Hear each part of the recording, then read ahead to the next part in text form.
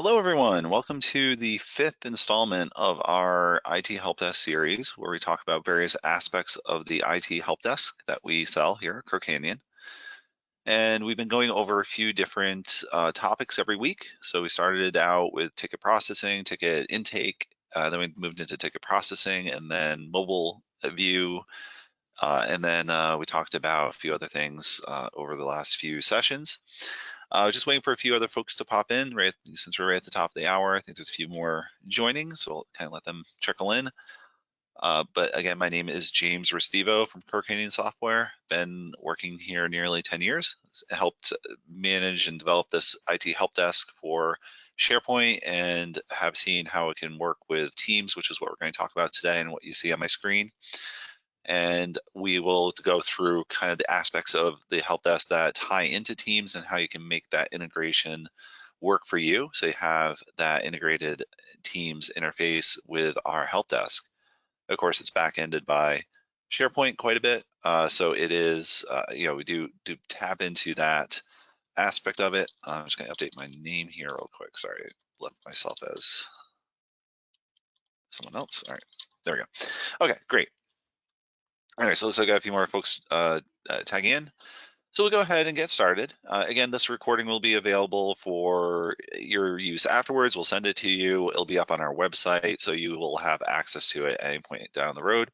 Also, if you have any questions throughout this webinar about this topic or any previous topic or anything we might be talking about, absolutely feel free to pop into that questions box and put in your comment, your question, whatever it is. We'll get back to you as soon as we can, either through the course of the workshop today or webinar today, or we can get to you afterwards if we don't get to your specific question today.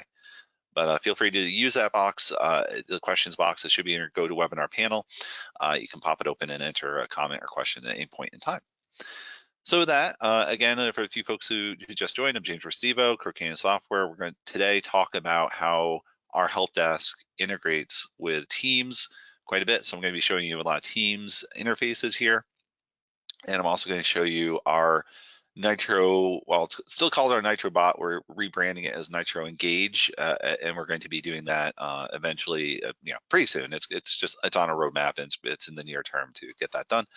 But it's still showing as the Nitro bot, and I'll show you that. So through the bot, you can have conversational aspects of interacting with the IT help desk, and you can also create tickets through there, and you can have a set of commands for your end users, a set of commands for your staff.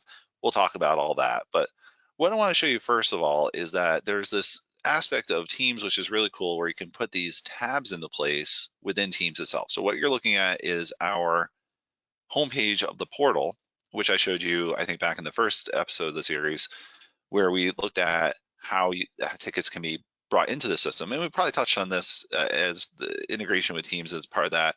I think we touched on this Teams aspect in the mobile, but this is really going to be focused on the Teams piece of it specifically.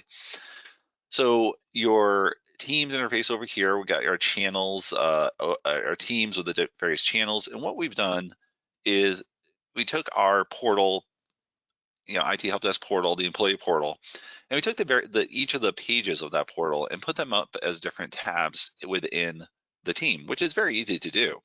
So all you need to do is pick your team, pick your channel, and then you can go and add a tab. It's very easy to add these tabs into Teams, and these are going to be references to the SharePoint pages, which are there. So we just add a SharePoint link.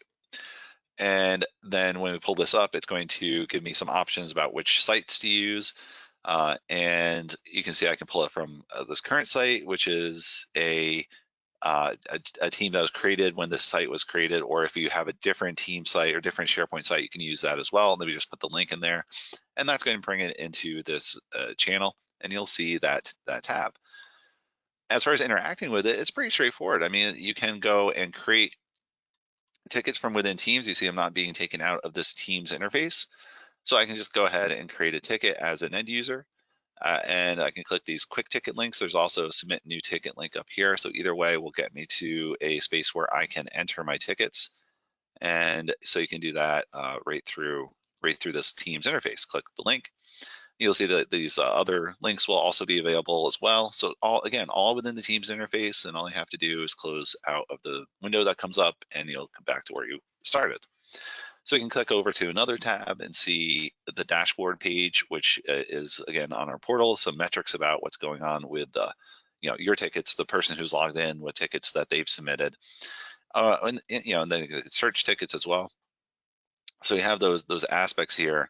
There's taking a minute to come up, and now they are there, where you can interact with through Teams, almost like as if the Teams interface is your browser, right? So I mean, we're kind of like nesting in here. I'm in a browser in Teams, but Teams is acting as the browser, so it's kind of like this nested experience. But normally I would be using my desktop app. It's just because we're in a demo site and I have my real live Teams running elsewhere on my desktop app. It's as running through the browser. But so normally, you'd have the desktop Teams and you'd see all these things as if you were as if you were kind of like in the site.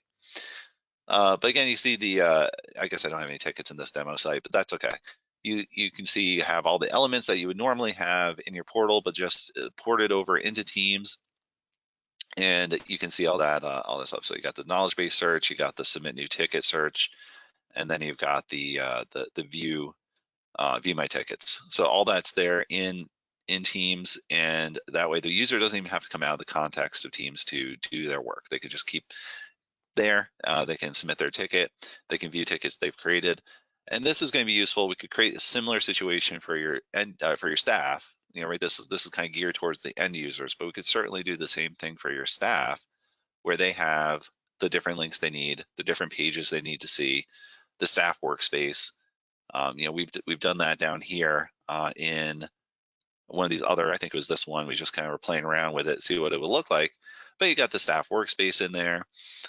So you're from a staff perspective, you could come in and pretty much anything that you would be doing in the SharePoint site that runs our help desk, you would also be able to do that right through the Teams interface. So you can see it's got that staff workspace. It's actually, I almost kind of like it in a way better than the browser, because you don't have you do have like the Teams elements around it, but I think you got a little more space here. And it maybe does take a little longer to pop open, which is one drawback, but for the most part, it works very well to come in here and do things through the Teams interface. So it's easy to interact with that. So you can do some things. You do get taken out of the context of Teams eventually at some point when you start clicking around to different links, but that's okay. It just opens the browser, and then you can come back into Teams anytime you want to continue. But that's one aspect. Creating these different tabs here within a channel. That's one aspect of the Teams integration that we're looking at today. You can see you have some things here that you can. I think if I click this, yeah, it takes me out of the context of Teams. So there's some things that will take you out of the context of Teams, but for the most part, you're can do pretty much most of what you need to do through the Teams interface. Now, the other aspect of this that I wanted to touch on today was the bot piece of it. And I think through the bot, you can do quite a lot. Nitro Engage and Nitro Bot, whatever we want to call it, you can do quite a bit. And I did touch on this in previous workshops or previous webinars, but I will dig into it in a little more detail today. And in your particular implementation of it, I'm going to show you these commands. We have quite a few because we have a number of demo sites here, but of course your implementation would be a little more, or a little lighter, wouldn't have as many commands that would come up. But essentially the user, and either end user or your staff, could come in and interact with this Nitro bot. So it's going to work both ways. I'm not sure why these commands are not coming up. It's taking its time. It was working a little bit earlier today, so I'm not sure exactly what's happening. But instead of waiting for this, what I'm going to do, I'm actually going to show you the different commands that are available to set up within the bot. And so if we come over to our bot configuration, so I'll actually go through here to get to it. So if you're in the Nitro Studio page, which we'll talk about next week in more detail about Nitro Studio itself, but you scroll down, there's a bots link down here. Pop that open. That's going to open this AI services link, which is also over here. So I'll just go ahead and close that down, pull this open, and you can see you have your bot commands. So you can configure the Nitro bot commands, and that's going to pop open the commands that are available within this particular site collection. Of course, you could have multiple commands across multiple site collections. Of course, for the purposes of this workshop, SharePoint decided to slow down quite a bit. I apologize for that. This was popping through pretty quickly when I was, prepping for this particular webinar. Yeah, that's the nature of the beast, I guess. Sometimes things sometimes will take a little more time than they should. There we go. Finally, okay. Good. So you have some different commands. I won't go through every one in excruciating detail, but I just want to give you kind of a quick overview of what's possible with these bot commands.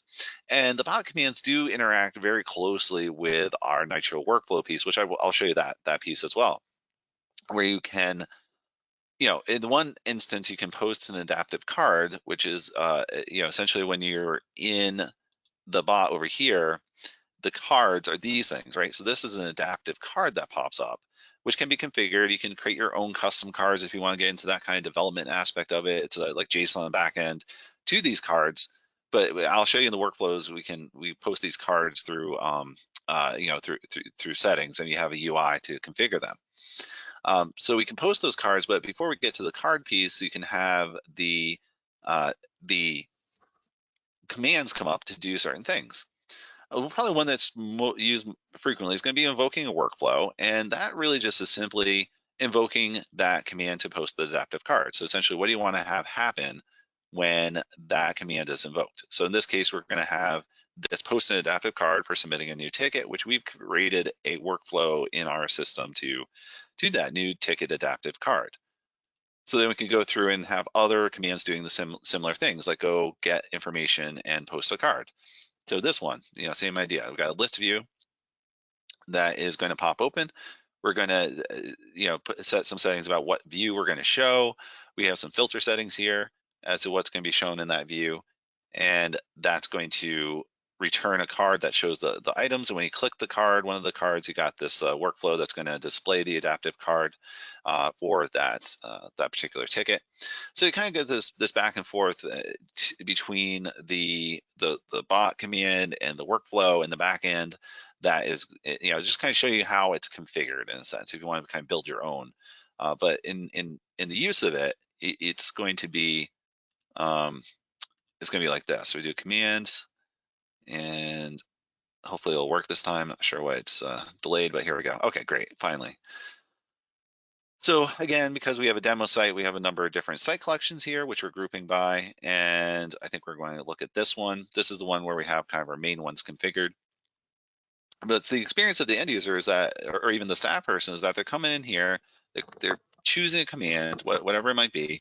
Let's say your end user wants to submit a ticket, and we can go ahead and do that. We can also change this order. You can see there's that search KB articles one. We could put that towards the top, which probably makes a little more sense, so that your users are clicking that first rather than going directly to submitting a ticket. But that's up to you. It's easy enough to drag and drop these commands. So just to show you, we can I think we can move them around to change the order of those commands. But then let me go back over here. All right, so it's popped open that new IT ticket, and we're giving the user some fields to fill out. So we can go have them fill out their title. Printer is not working. Printer is not working. That's a pretty common problem apparently. They can set a priority. Of course, you might want to hide that because, of course, every user is going to submit a high priority. But you can decide what is shown here as far as the options. We could put the category field on here, and this is all going to write back to that tickets list that we have running the help desk. It'll be recorded as a ticket. All the notifications will go out. They do also have notifications coming through here. It's one of the things we do is when the ticket gets submitted through the bot, it should post up a confirmation card that says, yes, this was submitted and we received it, someone will be working on it, et cetera, et cetera. So it does, oh, interesting. Okay, so maybe there's a little hiccup with the service that is happening right now. It's says it's unable to reach the app. That's again, like I said, a little unusual, but either way, we did get a confirmation ticket was created successfully. So it must have happened in the background, and maybe that card confirmation was caught up in some error of some sort. Apologize for that. Not sure what's going on there, but that is essentially what you do to submit a ticket. And then the user, that's going to be available in their open tickets. So if they click the view my open tickets, they'll see those tickets that they've submitted. So if they want to come in and see those, they can click that command. And there are going to be some keywords. I think you may have seen in that bot command configurations, there are some keywords they can put in, so they don't even have to necessarily do the command. They could just type in some text, and it's going to, going to pull up invoke that command. But you can see that it's got the my open ticket. So again, these are tickets that this particular individual has submitted where they're not closed. Right, so it's going to be showing the open tickets, and you can see that this confirmation card that I was submitted earlier finally popped in here. So that was it just took a little time, but going back to that submission, this is what I submitted earlier. It's got my case ID, it's got who submitted, which I know it's me who submitted it. Why is it telling me that? But we can change that around. You can change whatever the text is on here. There's a lot of flexibility in these cards as far as what they show. So if you ever needed to change that, I mean, you do that through the workflows where, first of all, you can find which workflow it is. We got this one that's displaying the adaptive card, so we can go and find that workflow, display ticket adaptive card, edit that, and we'll come down. Let's give this a moment to pop open. And you can see we're just doing a simple post an adaptive card action. It's one of the actions we have in our workflows that you can use and leverage, either creating new ones or manage the existing ones. And you can see what we're doing here. There's that subheading. That big subheading is the user right there, the user, crookin.com. And if we come back over here, you see there's that subheading, and that's the requester, right? So we can change that. So if we wanted to change that, we could. So this is going to change what's available over here on the card. You can see we have that matching information, card images over here, image size, image alignment, the heading is right there, subheading, what that's going to be is right there. So you kind of map it up and see what the card is going to look like before you even finish configuring it. And then if we can create some actions on there. So if we come back over here, I don't see the actions on there, but usually there'd be some actions where you could add a note or close the ticket. And so you could do those things. So actually, if I come over here, I think this is what, if I open one of these, it should show that. So I click on the card, click on the item I want to open. And again, let's still keeping me in the context of Teams. There you go, add note, close ticket. So I think it was a slightly different workflow, but you got those actions that you can do. So even from within the interface, you can create a, within the workflow piece in the adaptive card action, you could say, okay, when you post that card, let's put some action buttons on that card and have them do certain things. And that, in this case, we're going to add a note, we're going to close or close the ticket. Those are both things that you can action from within the Teams interface.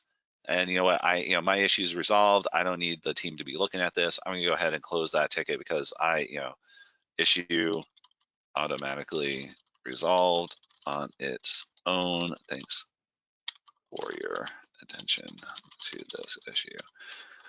Something like that. And that's gonna record, of course, that this was the person who's logged in. You can see, it'll record that I'm logged in over here. This is ticket number 85. We can actually go and confirm that on the ticket itself.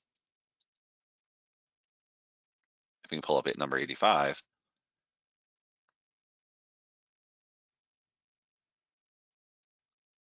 And it's going to take a little moment to get going. Again, apologize. I'm not sure why this is a little logy right now. It was working pretty snappily right ahead of this webinar, but just the way things go sometimes. All right, come on, let's go. Open up. Open up. Okay. Let's see. I'm just gonna go over here to all tickets and see, maybe this pop up a little quicker. And look at closed tickets. Yeah, it should pop up in there. Okay, here's number 85. This is the one I just closed.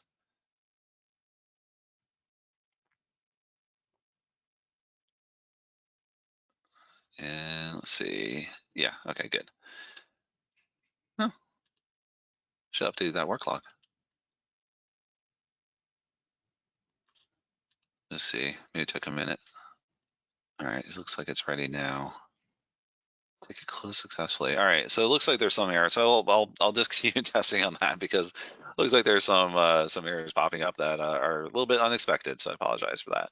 But for the most part, I mean, I think the point, take home message here is that you're in the context of Teams.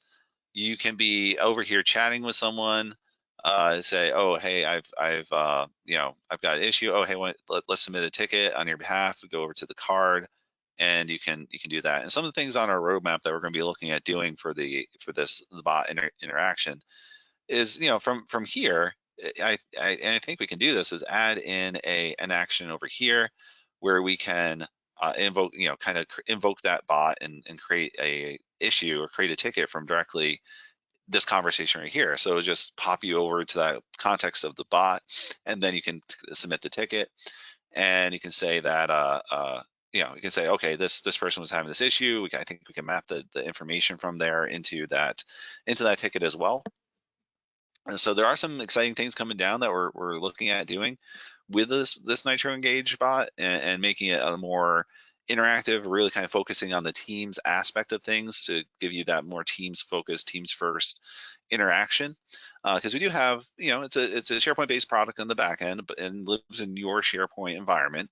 So all the data is yours, and then you also are leveraging Teams as well, I would imagine. And why not leverage? Why not marry up that interaction that you have between your teams and your users who are using Teams, and creating those tickets and managing your help desk through Teams. And I've shown you, hopefully you've gotten today, a couple different ways that can be done. We have these, just to be clear, these commands that we're talking about today are all part of the template. So you can see we have some templates here of different bot commands that we can automatically create. And in this case, this is the IT help desk. So, I just want to make clear, it's not that you would have to go and set these things up. These come shipped out of the box when you set up the bot service with our IT help desk. You'll have these commands, and then you can go. Part of it is that I'm showing you that you can go and configure these, manage these, change these to different aspects, change those cards to show different information. And that's one of the key aspects of our tool, is that we're giving you a lot of power, but we're also giving you a lot of, with the stuff that's there, but we're also giving you a way to make it more custom to you and to your specific situation. So if you wanted to change what's shown on those cards, you can do that. If you want to change how those workflows go, there's opportunity to do that. So there's a lot of hopefully some good information here that you can take back and really show that the Teams integration with our help desk is there. It's got some places we can improve it, of course, and that's, I think it's going to be the case with any software. There's always room for improvement, and that's one of the things we're working on. And on our roadmap is to make things more usable, make them more friendly. We've done a lot of work with the mobile aspect, which I showed, I think last week or a couple weeks ago. And then we've got the bot piece and the Teams piece, which can also tie into that mobility of the help desk and running through tickets on the go, updating tickets on the go. That can be done through your browser. It could be done through Teams. It could be done through, from your phone. So you can do it on your browser, on your phone, even the SharePoint app on your phone. You can do all that through a couple different methodologies there. So we're giving you different ways to interact with the system, different ways to do what you need to do. And you basically giving you the opportunity to meet your users where they are. If they're email focused on, if you can't get them off of using email, that's fine. We have email conversion. If you want them, if they're more forward thinking and mobile first, we have that ability to be mobile first. If they're desktop browser based, that's all there today. So it's a really a really good tool for integrating with Teams, and with integrating with your SharePoint and Office 365 environment. But hopefully you're take home message from today is that there's a very strong Teams integration story here for this help desk. And if you have any questions on that or how to set that up, certainly let me know. If you're interested in learning more, certainly let me know. I know we only booked like a 30-minute demo here, so if you want to learn more, dig into these commands in more detail, or see how they can be configured more in a custom manner for you, we can do that. We can go through each of those commands in excruciating detail if you want. If you're interested in that, we can certainly do that. But ultimately, I just wanted to make sure you got what you need out of today. And next week, we're going to be talking a little bit more generally about how Nitro Studio is a back end to this whole system. And so we've touched on it in different various pieces throughout these 5 episodes so far. But next week, we're going to kind of talk about where you can configure the forms and how it can be customized to your environment. How those workflows can be customized to your environment, how it can build in different workflows, build in different features that you might need for your particular situation. So again, thank you for joining today. I appreciate everyone coming on and spending some time with me. And we'll be talking again next week about the Nitro Studio piece of it. As I said, this will be webinar will be recorded. It is recorded. It's going to be up on our website.